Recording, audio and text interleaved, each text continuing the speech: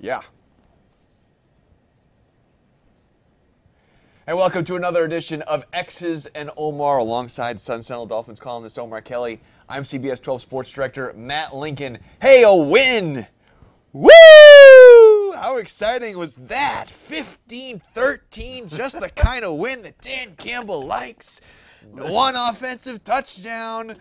I think he didn't like the 86 passing yards, but, you know, the reality is, even though the Dolphins did beat a pretty decent Baltimore Ravens team that's injury decimated, any chance you get to put together a win, especially doing it at home for the fans that are paying customers, you got to be excited about it. Sure. I wasn't that excited about it from this standpoint. Just being real, at some point in this organization, you got to bottom out. And I thought this was the year, but it looks like we're headed to another 7-9 season and another number 12 draft pick.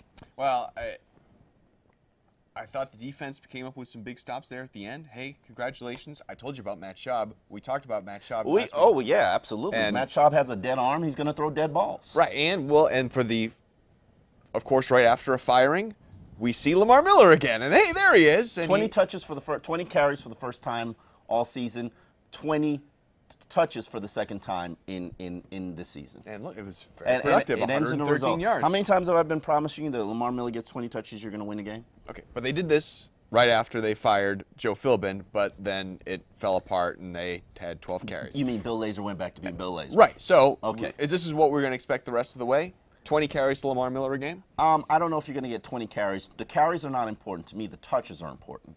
Check downs to Lamar Miller work just as good as run plays. Ryan Tannehill is finally getting to the point where he realizes, hey, Lamar's a pretty decent pass catcher and can give you yards after the catch, screen passes. So to me, the carries are not important. We can stick to 15 carries and 5 passes, and it will work the same way. Mm-hmm. All right, we're going to take a lot of your questions today. We're also I'm very excited, going to break down Omar's possibilities for the next Dolphins coach.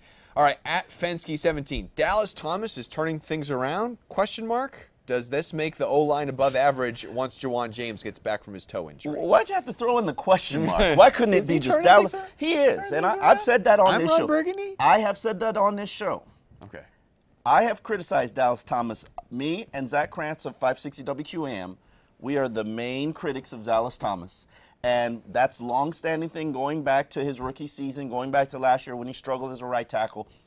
Earlier this season, I said 5 plays a game, he's going to be a problem. Right. We're down to 2 to 3 plays a game. Okay, well, that's better. That is a respectable number for an offensive lineman. I'm not saying that he is the answer as a left guard for the remaining future, but Dallas Thomas is not a problem. Jason Fox, now he's a problem. And you got to get Juwan James back. We don't know. I think that this is the week that he's going to begin practicing. I'm not sure if he's going to be cleared to play, but this is the week he gets it back. He starts to see what he can do on that toe injury push-off. And I do believe that they have, when Juwan James does come back, they will have a respectable offensive line. Now, that doesn't mean it's going to stop the sacks. Right. Because, to be real with you, the quarterback has a lot to do with the sacks. Yeah. Not my boy. I'm not telling them. It's their boy. Yeah. Their the boy. quarterback pocket presence, being able to feel pressure, he cannot. Being able to anticipate, he cannot. Step up in the pocket, move laterally side to side, he rarely does it. He can do it. He rarely does it. That's the next step for Ryan Tannehill. Until he establishes or develops pocket presence, you're going to give up a lot of sacks. I think getting back to this question, a lot of what it has to do with is these are guys, a lot of these players, especially the young players, are playing for their future, playing for their Dolphins' future, playing to try to prove. Everybody's playing for their future. Yeah, but you know what? The vets who at this point are not playing well, they've proven that they can't. You know that it's kind of time to move on. But for these young guys, specifically some of these young guys in these offensive line, are there pieces here? While the offensive line hasn't been great, are there pieces here that could be at one point a great offensive line? And Dallas Thomas, Billy Turner. Still young guys. Still young guys, developing. I mean, I think you got to give, at the beginning of the season, they told me, you got to give them a chance to develop. You got to give them a chance to develop. Have some patience. Okay, well, you took a beating waiting for the tide to turn in your favor. And it looks like it has. Dallas Thomas, he's blocking on the second level. He's one of the better run blockers on the team. You're not getting penalties from him for once. You're not getting holding calls. You're not getting, the Olay sacks that he's given up. He's not allowing runs to be stopped in the backfield. And bravo to him, because what I take pride in is watching and seeing players improve. There are a lot of players who aren't improving. Jamar Taylor's not improving. Walt Aikens is not improving. But there are players, Rashard Matthews, who do improve. Rashad Jones has drastically improved throughout his career. Rashad Jones, at the beginning of his career, he was a liability. He took too many risks, too many chances. And now he's still taking the same amount of chances, but he's making less mistakes. And we're seeing that now from Dallas Thomas. He's still going to have bad moments, but they're not going to be 5 a game. Right. And that's going to definitely help your offense. All right, let's take the next question. Kevin Belcher, are Dallas Thomas and Billy Tudor the future guards? How about Jameel Douglas? 3rd round, 4th round picks can't be that bad. Depth is a problem with the offensive line. And if you're going to, Jameel Douglas becomes bad when he's got to play at center, or becomes bad when he's got to fill in at guard. Those aren't his positions. Well, he's guard, well, yeah. But center, right? Brandon Albert, he goes down. Oh, the line is trash. Right. To me, you got to fortify that offensive line, and that possibly means investing another early draft pick in it, or investing big money in free agency. Right now, Brandon Albert, Mike Pouncey, and Juwan James, those are good 3 pieces, but you not only need the guards to be good, you're also going to need good backups. A good backup tackle and a good backup interior player, a center or a guard. These guys go down. At Dan B. FinFan, what are your thoughts on Brandon Albert's play this year? Do you believe he's back to pre-injury form? No, he's not. He's a Pro Bowler pre-injury form. He's pretty decent right now. He's helping you from a run game supports. He's pretty reliable as a pass blocker, but you got to understand he's probably 13 months from that ACL rehab that he had, and now he's taking Wednesdays off, which is probably the best thing for him because of his advanced age. And he's going to make it through the season. The question is, will he make it through 2016 completely healthy? And he's got a high price tag. He's going to be one of the highest paid players on the team at, I believe, $8.5 million. The Dolphins are going to have to determine whether or not he's worth that kind of investment at his advanced age with all these injuries. And whether or not they bring him back or not, they're going to have to bring they got to address someone it, else yeah. to come. And that's one of the things that I don't like with Dolphin fans. They're like, oh, Brent Grimes is making too much money. Oh, Brandon Albert's making too much money. Okay, what do you got to pay to replace them? Right. And while they might be making $8 to $9 million a year, you do realize that you're probably going to have to sign an inferior player for $8 to $9 million a year, just because of the market has value on both positions has raised. That's what those positions make. All right, let's move on. What will be the biggest challenge? Is it's Monday Night Football. Giants come into town on Monday. Maybe a team that is sort of as unpredictable as the Dolphins. Hey, they're in the playoff hunt. So hey, don't they're not a very good team, and I have a hard time understanding why a team with Eli Manning and Odell Beckham and Rashad Jennings and obviously Jason Pierre-Paul, he's got some issues, but I have a hard time understanding why they're not good. Top Coughlin. Well, wait a minute. I think there are people outside Miami that are saying the same thing. And Ndamukong Suh and Jarvis Landry and I Lamar can tell you why Miller. Dolphins aren't good. They don't have enough depth. They don't have a top-tier quarterback. And their offensive line is fairly inconsistent. Well, I mean, and they're also losing line scrimmage. Well, you got a Giants team that struggles on defense. You got a Giants team that really struggles at the end of games. I think that you look at this, yes, this Giants team has stars, but Eli's always sort of been all over the place. Yeah. And he's in a downtime right now. And they've got one guy to throw to. One guy. Oh, come on, Ruben Randall? No, listen,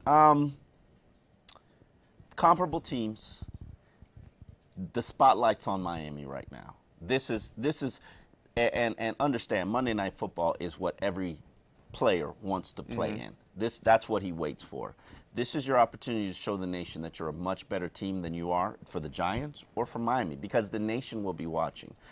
It'll be interesting to see how Dan Campbell gets his team ready to perform. He's giving them an extra day off, and let's see how much that rest assists them. But to me, it's going to have to come down to preparation, because there's no doubt in my mind that Tom Coughlin isn't going to outcoach Dan Campbell. You got to make sure your team is prepared, and preparation has been an issue for this team throughout Dan Campbell's tenure as a head coach. All right. I wonder also, by the way, if we're on the older end of Monday Night Football is the biggest night. I'm talking about for the players. I know. What they like is that the nation is watching. I think Sunday night, I think those games are tending to be better. They're on broadcast TV. I think that broadcast is better. I think that is, we might be. But there are other history games says Monday Night Football is wait a minute. There are other games that everybody's watched that entire day. By the time Sunday Night Football comes, you might be gamed out. Monday Night Football, fair enough. You've had a little bit of a break.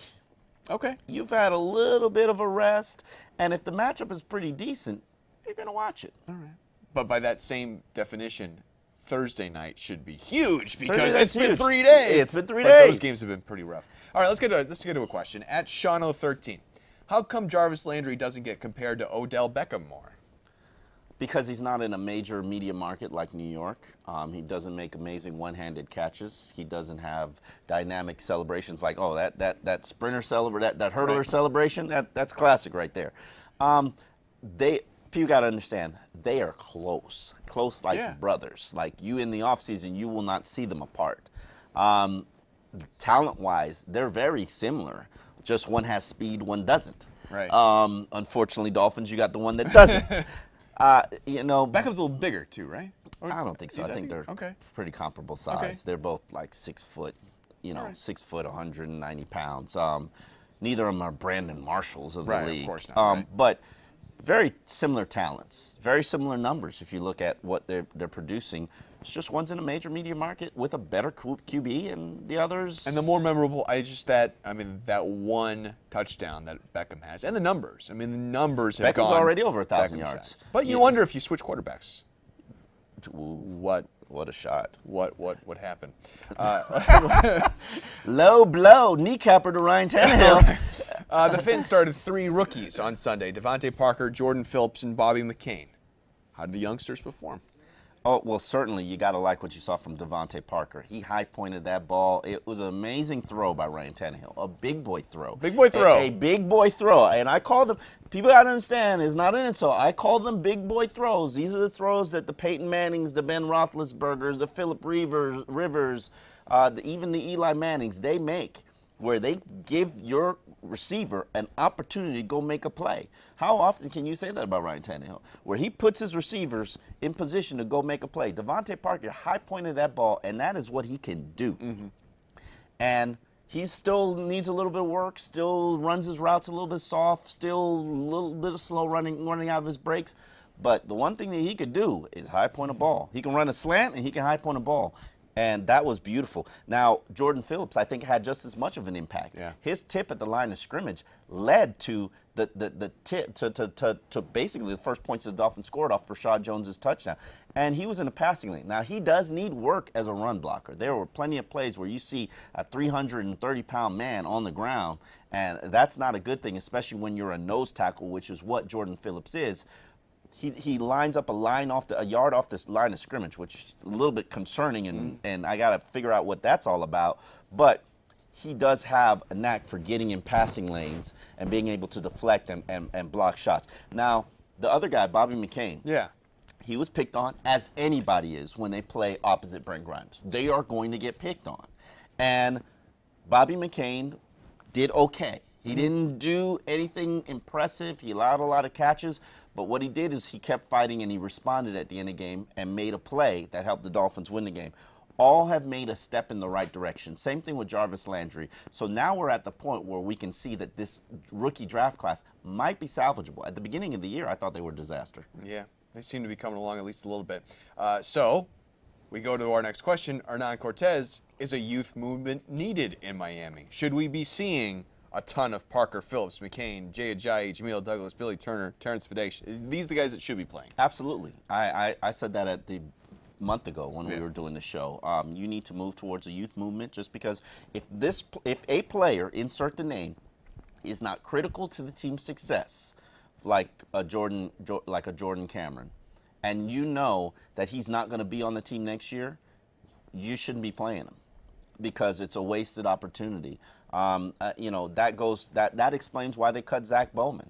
Zach Bowman was a decent player, and he was a pretty good gunner. But the truth is, he wasn't going to be on the team next year. So he didn't need to be on this roster. Right. They needed a roster spot. Whoop, you got to go. But in fairness to whoever's going to be coaching this Dolphins team next year, they've got to be able to have film to evaluate these players to see what it is that they have on their roster and what it is that they need. If you do not play these young players, you will never know. Right. So you 20 touches for Lamar Miller. How many touches do you want to see Jay Ajayi getting? Probably about 5. Here's the difference with Lamar Miller. I don't know if he's going to be on the team next year because he's a free agent. It's probably going to cost you about $4 million a year, maybe $12 million contract to re-sign him. That's the baseline. And I don't know if the Dolphins are going to be willing to pay that. But then again, I don't know if Jay Ajayi can be that workhorse back. But Lamar Miller is a very good back in the NFL, probably a top 10 back. You don't not use that. You don't not utilize that. I mean, look at his yards per carry average, for Christ's sakes. you better find a way to use it. Right. Let's move on, but I want to get to this question before we talk about your the coaching candidates. Ken Loftus asks, I never see Ndamukong Suh celebrating good plays with teammates. How does this affect team chemistry? I can tell you just asking around, team chemistry, particularly with Ndamukong Suh, is not that great. He is a mercenary. Yeah. We knew that when he signed. He is about Ndamukong Suh. We knew that when he signed. And the reality is, it's having some collateral damage and effect on the team. In what way? Chemistry. Yeah. They're not feeling him. And he's asked to step up and be a better leader. I don't think he knows how to be a better leader. And there's been a report about how he basically had a tirade and challenged his teammates. And while the things that he said while challenging his teammates were kind of accurate, the delivery was piss poor. Right. And that pissed off a lot of his teammates. And he's not making friends. And that's never a good thing. And when you say to your organization, not just your teammates, but to your coaches, to front office, that I decide who stays and goes, while it might be true, because he does have a good relationship with Steve Ross, while it might be true, it does not create any friendships for you. No, I mean, you want to fight for and with the guy next to you because you won't know the guy next to you is going to have your back. Absolutely. And I think no question that about there's a doubt I mean, in that. In terms of work ethic, I've heard that it is not where it was in Detroit. In terms of play on the field, from people who watch the film, evaluators, I have heard that it is not where it was in Detroit. So if Ndamukong Suh is going to call out his teammates, he better take a look in the mirror as well and make sure that his performance, his play, his work ethic, his example, his leadership cannot be questioned. And that's not the case right now. That's good stuff right there. That's a hot take. Burn it. Light it on fire. Okay. This week, you unveiled a list of 12 desirable coaches for the Dolphins. I call them 12 desirable. 12. Right. Here we go. Sexy names. And I broke them up in categories. Okay. So a couple of them you'd have to trade to get. Yes. So the two that you have at the top of your list to trade to get, Marvin Lewis, the Bengals head coach. Love him. And Sean Payton, the Saints head coach. Here's why is this smart? Okay. Here's why, and I'll start with Marvin Lewis, because to me, I have been a fan of Marvin Lewis from the beginning of covering the NFL. His defenses, they're exotic. You can't figure out whether he's in a 3-4, if he's in a 4-3. His offense is always efficient, runs the ball, physical. Sometimes they lose to bad matchups. The Dolphins used to be a bad matchup during Tony Sparano. Their teams were more physical than Marvin Lewis's teams, so they didn't win. Has not won a playoff game, but 5 straight playoff appearances for the Cincinnati Bengals with a rookie quarterback when Andy Dalton was a rookie quarterback. Marvin Lewis and the Bengals, look at his coaching staff, look at his coaching tree. His coaches always go on and do great things, and then they win with less than anybody else. They're not paying free agents. They're losing their free agents. They just make the best of what they have with the draft and maximize what they have. And I think that if you put him with an owner like Steve Ross, who will give him the resources, who will not cut corners like the Bengals do, I think he could take off and you can have a tremendous amount of success. Sean Payton is another coach. Don't know if New Orleans is going to fire him. Probably needs to. He's run his course there in New Orleans. What makes me uncomfortable about Sean Payton, and we've talked about this in this show, is that he's got full control of the New Orleans Saints and has had full control of the New Orleans Saints. Decides who they draft, decides who they sign, decides who they trade for, decides who they trade. Jimmy Graham, was that a smart trade? I say no. No. They are a disaster from a cap standpoint. Salary cap, the books, horrendous. Sean Payton did it. Defense, Sean Payton did it. Yeah. He decided who the coordinator was. He decided who stays as coordinator. But the one thing about Sean Payton that you got to like if you're a Dolphins fan is he's on the Bill Parcells tree, so is Mike Tomlin. They've got a good relationship. That relationship can work. Mike Tomlin can do, I mean, not Mike Tomlin, Mike Tannenbaum. Mike Tannenbaum can do the things that Sean Payton is not good at, vice versa. And Sean Payton has developed quarterbacks. He's got a long-standing history of developing quarterbacks. We just so happen to have a quarterback that needs some developing. Right. But like you said, two things that are hugely getting in the way of that. If the Bengals win a playoff game, they're not getting rid of Marvin Lewis. Yes. And Sean Payton, I would trade for him. I would give up. But the Bengals don't. I don't think the Bengals are going to trade him. If they win a playoff game, it don't matter. If I offer that organization, the Browns, a first-round pick from Marvin Bengals, yes, they're owned by the Brown family. Right. If I offer them a first-round pick for Marvin Lewis, you think they're going to say no? You would do that? I would. Okay. I would.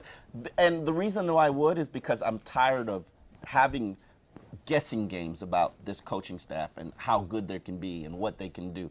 I know Marvin Lewis can coach. And what have we needed down here? Do you need a coach or do you need a first-round pick?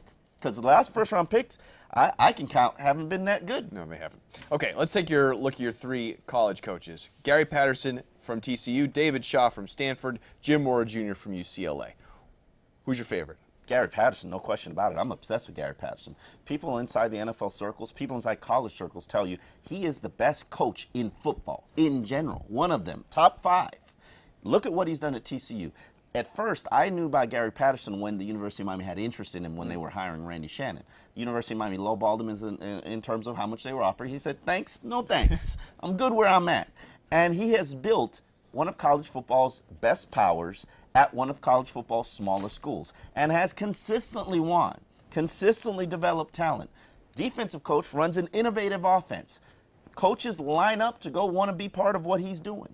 That's when you know you've got to learn from him. That's when you know you've got somebody special. And that individual, if he's ready and willing to leave TCU, he needs to be called up to the NFL. And some bold owner needs to make that decision and make that call up. All right, let's look at your rebound candidates. Bengals offensive coordinator Hugh Jackson. Yes. Patriots offensive coordinator Josh McDaniel. Steelers offensive coordinator Todd Haley. Colts offensive coordinator Rob Chudzinski. These are 4 guys that have been head coaches before. Not just them, but also Jim Mora Jr. And Jim Mora Jr. Jim Mora Jr. is also in the rebound category. He's in the college coaching category because he's coached at UCLA. And he's had pretty good success at UCLA, showing that he can actually coach. And then he had some success in the NFL with the Atlanta Falcons. Now, he had 1 season with the Seattle Seahawks. Was not a very good tenure. But here's why I like the rebound category. This is my favorite category of all categories. 1, you don't have to give up a draft pick like the trade guys. 2, you don't have to go into the mystery of whether or not they can coach grown men, which is a requirement for the NFL. Nick Saban could not coach grown men. If you have a massive ego, you're going to struggle with dealing with an Ndamukong Suh who tells you, go sit your behind down over there and do what I tell you to do. Right. Because there are some players who have more power than the coaches. Ndamukong Suh just so happens to be one. But the rebound guys, they've failed, they've learned from their failures, they've grown from their failures, and they hopefully will have figured out how to do it right the second time around. Now, the one concern I do have about the rebound candidates is guys like Josh McDaniel, guys like Todd Haley, even Rob Chudzinski at some levels, they have done it with elite quarterbacks on their as coordinators. I'm uncomfortable with any coach, Cam Cameron, who is propped up by an elite quarterback and elite talent around him. It makes me scary because when you don't have elite talent, you might struggle. And I've been saying it for a while. Just because you're a good coordinator doesn't mean that you're going to be a great head coach. And then real quick, because we're running out of time, your 3 NFL assistants, Mike Shula from the Panthers, Casey Rogers from the Jets, Ray Horton from the Titans. These are 3 more guys. Those you are, like them? I like them because they fit the Todd Bowles mold in terms of guys who have waited, done their time, put in their work, just need that opportunity. And when they get that opportunity, the Mike Zimmers of the world, when they get that opportunity, they maximize it and make the most of it. Mike Shula, former Dolphins assistant, he went on to Alabama, didn't have a great run in Alabama, has learned from it, and he's had 9 successful seasons in the NFL, primarily helping Cam Newton develop into the quarterback that he is, the MVP candidate. Now, Casey Rogers, we know here from the Dolphins, dynamic defensive line coach, is proving now with the Jets he is a good defensive coordinator.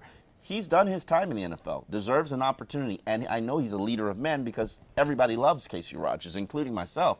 And then Ray Horton is another guy that fits the bill in terms of a guy who's put in that time, put in that work. He's played. The one thing I've realized from Dan Campbell is players want to play for players who have played. Mm-hmm. They will run through a wall for a guy. The one thing I've learned from Dan Campbell is if you don't want to go have a drink with a guy after work, then you're probably not going to want to play for him when times get tough. All right. One sentence, what happens Monday night? I believe that the Dolphins will win. I believe that this is their chance to finally gain some momentum, and their rally right now in the final month of the season is do it for Dan Campbell. And I think they need to win 3 or 4 games to get him this head coaching job. If you don't win this game against the Giants, it's not happening. All right, I'm taking the Giants. I think the Giants are going to want it even more than the Dolphins want it because they are fighting for a division crown. All right, if you're watching us live, hang on. We're going to take a lot more of your questions in the chat room and also on Twitter using the hashtag XOMar. Thanks again for watching us this week.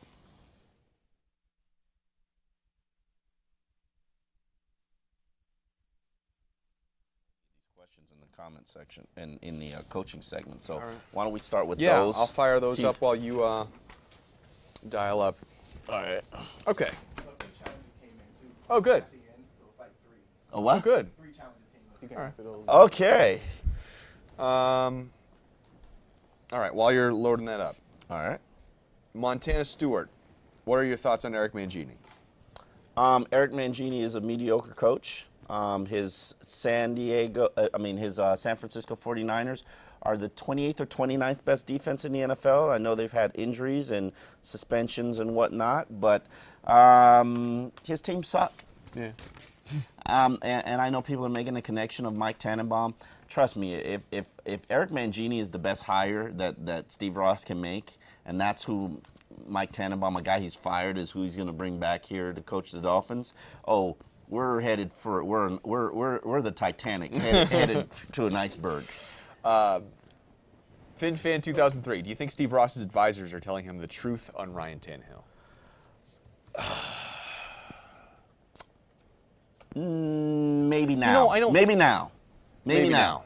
There's no way that Dan Marino, Steve Ross, could sit down with Dan Marino and say to Steve Ross, who is writing him a paycheck every 2 weeks, hey, this kid's a good quarterback. Yeah.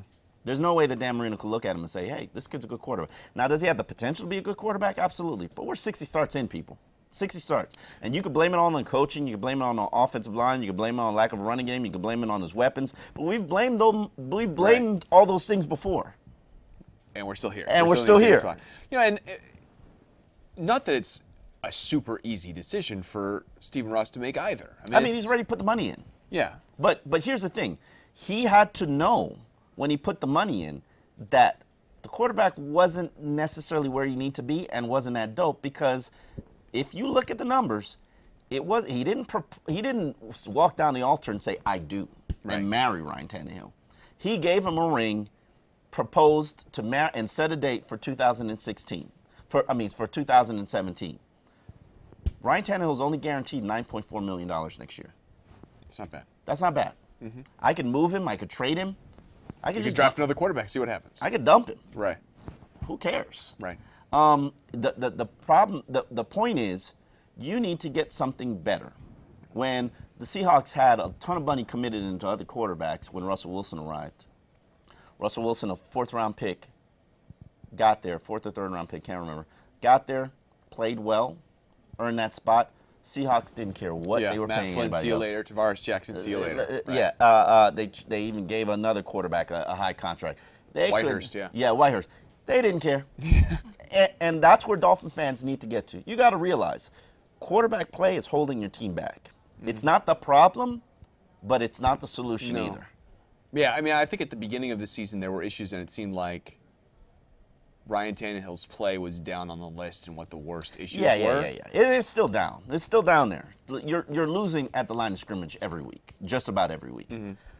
Offense and defense. That's priority number one. You can't stop the run.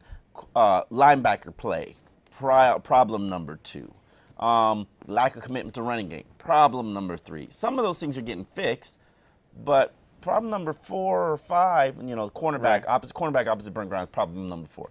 Problem number 5 is... Yeah, then we got to start talking about the quarterback. Yeah. Right now, I think, though, Dolphins fans say, okay, well, what about the Bengals? Mm-hmm. What about the Bengals? Is Ryan Tannehill better than Andy Dalton? He's never been better than Andy Dalton. Ever. How much better in his is life? But how much better is Ever Andy Dalton? in his life has he ever been better than Andy Dalton? Andy Dalton won in college. Andy Dalton's made the playoffs every single year of his NFL career. Andy Dalton has made bold throws that wins fourth quarter games. Has he won a playoff game? No. Ryan Tannehill's never been to the playoffs. Okay. Andy Dalton's making his 5th trip to the playoffs, his 5th winning season. Ryan Tannehill has no winning season and no playoff bids. At some point, you got to realize, Andy Dalton's got better coach. Andy Dalton has a better running game. Andy Dalton has a better elite receiver. But the difference is like this. Right. The win differential is pretty big. Yeah. Let me get some of those. Are we finished with these? Okay. Which Murfino 69? What head coach candidate will put Ryan Tannehill in a position to maximize his skill set? Let's do another Tannehill question. Of course. Mike Shanahan, probably. You need to run a West Coast offense, even though that's what you started with the Dolphins. A West Coast move offense, a motion offense, is what Ryan Tannehill needs to be Jake Plummer. That's how you got to utilize him. That is the height of who he is as a quarterback. When you start utilizing him like Jake Plummer, which was coached by Mike Shanahan, you might have better results. Now, will the ceiling be that great? No, not really. At the height, if everything is perfect, I think Ryan Tannehill could lead his team to 10 wins. Before we finally give the people what they want and actually have their questions, I have one more for you. Okay. You broke down these coach candidates in terms of, it was former head trade for rebounds, trade fours, college, NFL assistant. Do you have any inkling as to what the Dolphins will do? What they're more inclined to do? What Steve Ross wants? The young, hungry Dan Quinn type. That's the first time. Dan Quinn hasn't really worked out. Yeah, I mean, it is what it is. Sometimes you need time to rebuild something, and I would certainly prefer the rebound. I would certainly prefer a Hugh Jackson type. I would certainly prefer a college coach. I want the best coach from the Miami Dolphins. Whoever is out there, and I have asked 100 people, who is the best coach out there coaching right now? That's not the Bill Belichick. That's not the Bruce Arians. That's not the Marvin Lewises. That's not the Mike Tomlin. Tell me the best coach out there. 70% of those people say Gary Patterson. Didn't say David Shaw. Didn't say Jim Mora. Gary Patterson. And because I followed him for 9 years, because when he first was introduced to me, when the University of Miami had interest, I was like, who the hell is Gary Patterson? Right. Then he won with Andy Dalton. And I said, my thing, if you win with an elite quarterback, I'm a little concerned. Then he won without him. Yeah. They kept winning. They just kept winning. Let's move on. All right. The Giants have the 32nd ranked pass defense. This is from Alex G1345. Do you see the Finns reverting back to the old ways of slinging the ball around? They don't believe in Ryan Tannehill. That's why they're not slinging the ball around. There's nobody on that team that believes in Ryan Tannehill can sling the ball around or should be throwing the ball 40 times a game. Sorry. If it hurts your feelings, sorry, but that's the reality. It's come from Dan Campbell. It's come from the offensive line. It's come from the wide receivers. It's come from the running backs. It's come from the defense. Nobody wants Ryan Tannehill throwing the ball 40 times. Apparently, a lot of these are fans. Richard Castvan is one. In the Woods, another one.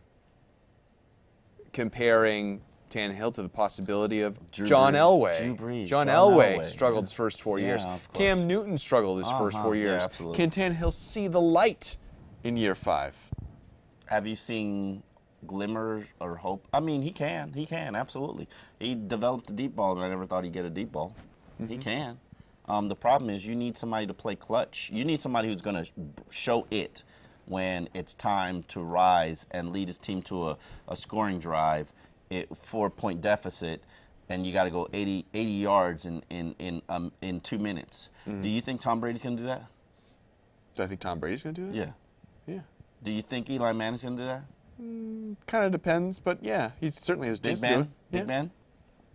Aaron Rodgers. Aaron Rodgers? Yeah. Okay, Russell Wilson? Yeah, he kind of can. Yeah. Okay, Matt Ryan?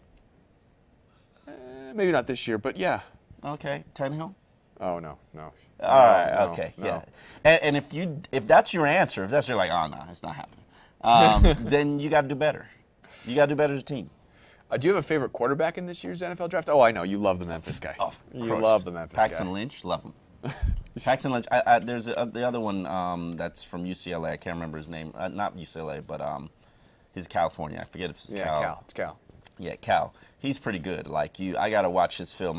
I started getting put on the Paxton Lynch early in the season for week 1, and by Sean King, who called me and was just like, we talk about prospects all the time, and he was like, yo, look at this kid. And I was like, and tell me what you think. And I started looking. I was like, You see all these traits: quick release, athleticism, pocket presence.